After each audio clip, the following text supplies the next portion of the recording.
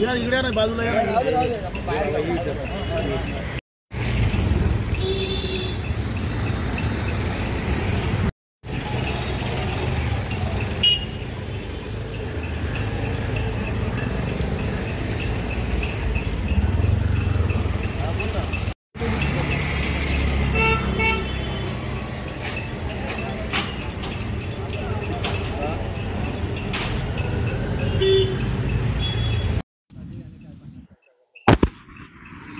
स्वर्गीय अटल बिहारी वाजपेयीजींचं 100वी जयंती आहे.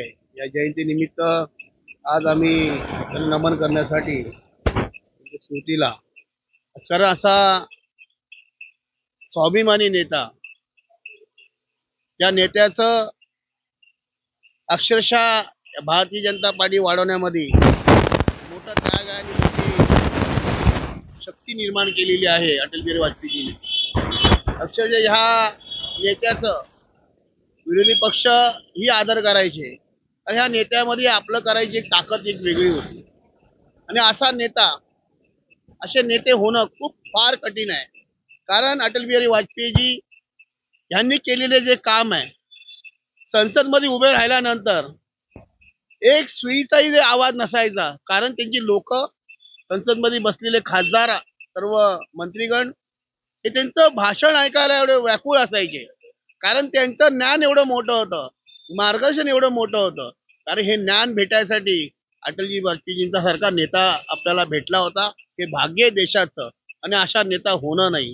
या देशाला मी नमन करतो. कारण ह्या देशाचं काम खूप मोठं आहे. त्यांचं दैवत्व आहे, या नेत्याबद्दल आम्हाला दैवत्व आहे आमच्याबद्दल आणि त्यांचं दैवत्वाला आम्ही नमन करतो. आणि असा त्यांना शुभेच्छा देतो. 100वी जयंतीच्या खूप खूप शुभेच्छा. आज अणुशक्तीनगर विधानसभेमध्ये आमच्या मंडळाचे अध्यक्ष बबलूजीने अटलजी यांच्या स्मृतीनिमित्त अभिवादनाचा कार्यक्रम घेतला आणि सर्व पदाधिकारी या कार्यक्रमात उपस्थित होते.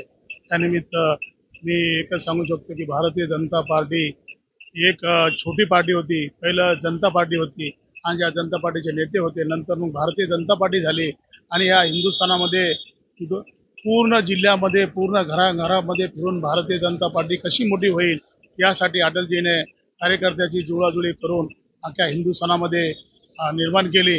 आणि अटलजीचं 2 खासदारातून अटलजीच्या नेतृत्वाखाली नंतर 3 वेळेस सत्ता आली आणि 3 वेळेस सत्ता येऊन सुद्धा अटलजीचं सरकार 13 मतांनी पडलं.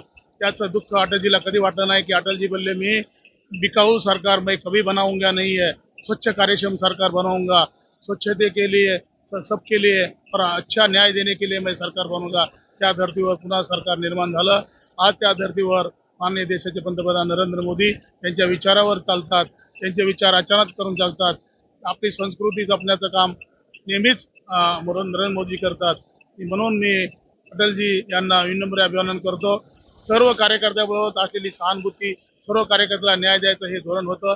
देशामध्ये आपणास माहीत आहे की गरिबी जनता भूकमारी होऊ नये यासाठी त्यांनी एक 5 वस्तूचे दर स्थिर ठेवले आणि त्या दिवसाप्रमाणे राज्य चालवलं.